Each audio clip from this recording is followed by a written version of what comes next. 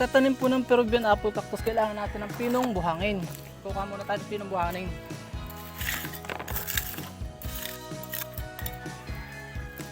Tatanggalin po natin yung malalaki. Maganda kung may ag-agang, pag wala edi mano-mano.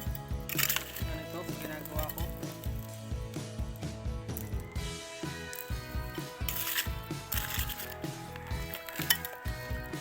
Lalagyan natin yung gilid, ilalim, ibabaw.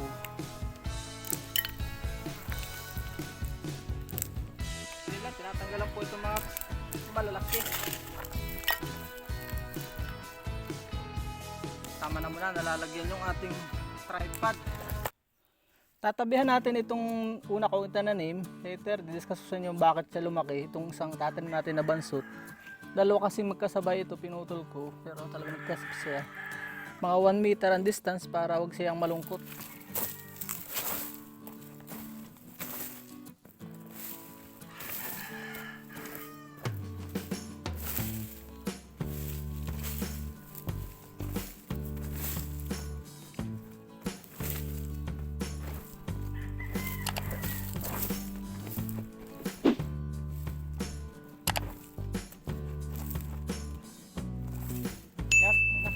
Huhukayan natin.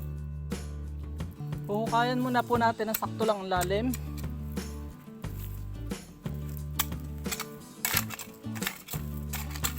Medyo mabuhangin na siya. Ito yung papaya dating namatay. Patay ni bagyong Tistoy. Kung may uling po kayo, mas maganda may uling.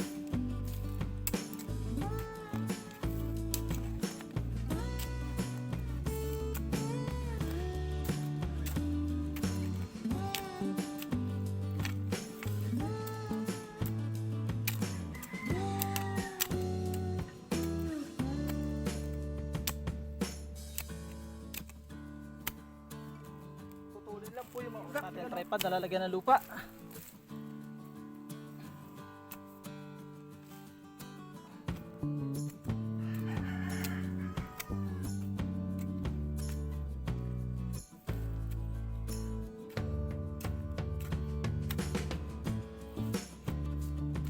pag-uhukay, kalimitan gumagamit po kami ng bao.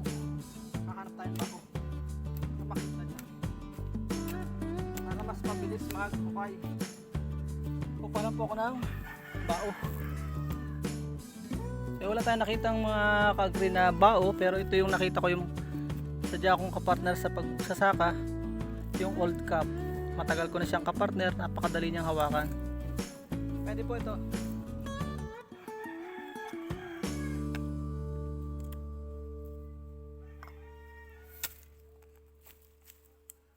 Dapat po yung palibot ay yan, lagyan natin.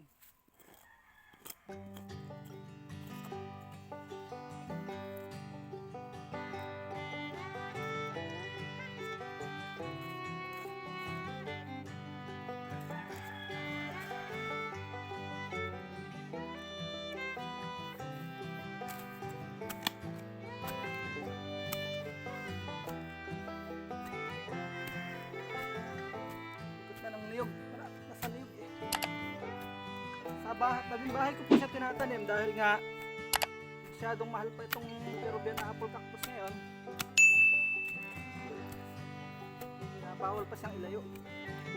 Baka alam niyo na, malakaw, mayang.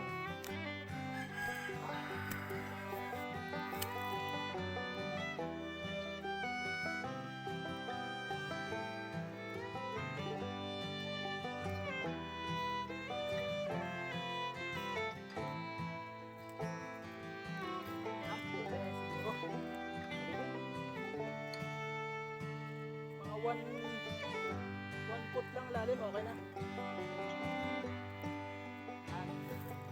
foot. Wala pa yata 1 foot, less than 1 foot. Pwede na. So dati akala ko ay maganda ang nakapaso, pero pang urban setting pala yun. Sa bundok pala, hindi pala maganda po yung nakapaso. Pakita ko sa inyo yung ililipat natin. Ito siya mga kagre, oh. Mula sa maliit na paso, nilipat ko sa malaki, wala pa rin. pinutulan ko, wala pa rin. So kailangan natin siyang bull outin. So ganun lang ang, yun, may mga African night, mga earthworms na. Ganun lang siya, oh. Ugat, oh. Yan. Ito na rin gagamitin natin pantabon para hindi sayang. Yung plastic gagamitin pa natin sa ibang mga bagay. Itatabong ko siya dahil napakataba nito. Purely organic ito. Tapos lalagyan natin siya ng sa ibabaw ng sa gilid ng dumi ng kambing. Yung mga napapanood yung vlogs ko, sa number 1 pakinabang natin doon ay yung dumi ng kambing. Yun, kaya kukunin ko yun at atin pong gagamitin pang tanim. Ito po yung dumi ng kambing, oh. Galing pa sa bayan. Ang bahay nga po pala namin 7 kilometers away dito sa aming bundok. Yan. Pakita ko lang sa inyo yung dumi ng kambing. Inipon-ipon ko ito tuwing umaga bago ako pumasok. Ano, yun yung dumi ng kambing. Lalagay na natin mamaya. So bunutin lang po muna natin ito at ilagay natin dito. Itabi nito ating pantabon. Tapos lalagyan muna natin ng, kailangan natin naganda rin tayo ng bunot, yung tinadtad na bunot. Yan, para mag-supply ng moisture at soil conditioner. Ang purpose po niyan. Lagay natin sa ilalim. Okay, isang layer. Yung compound natin, ano, as. Tapos lagyan natin ng konting buhangin sa ilalim.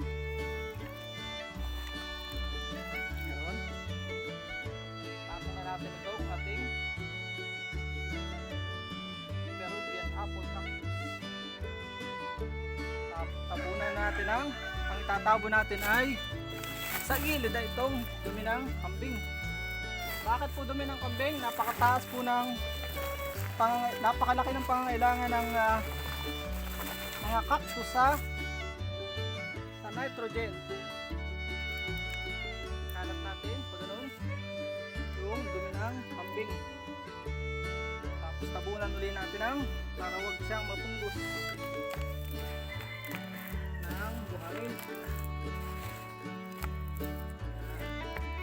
Tapos ay tatabo natin itong matabang lupa. Yan.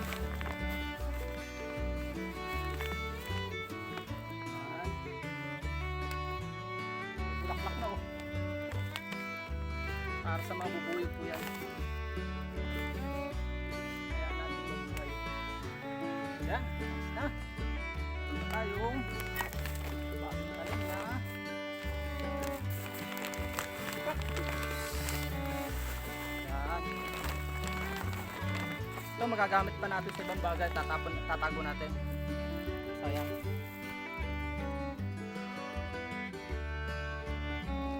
Ayun, ganyan lang mga kagre pagtatanim, ano? Kasimple. Tapos tatabunan ulit natin ng buhangin sa ibabaw.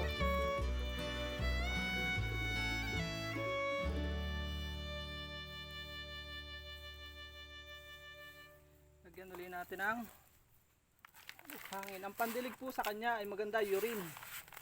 Dahil matakaw nga po siya sa nitrogen.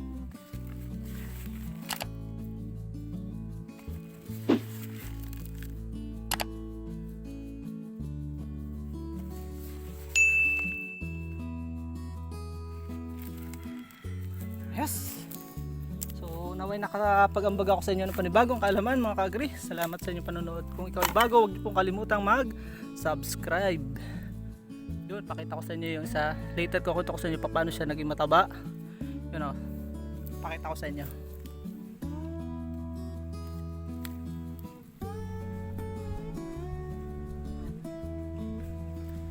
Yan yung una kong tanim. Kaya mas maganda po siya sa lupa talaga. Thank you for watching. See you again on my next videos. God bless you all. Mabuhay.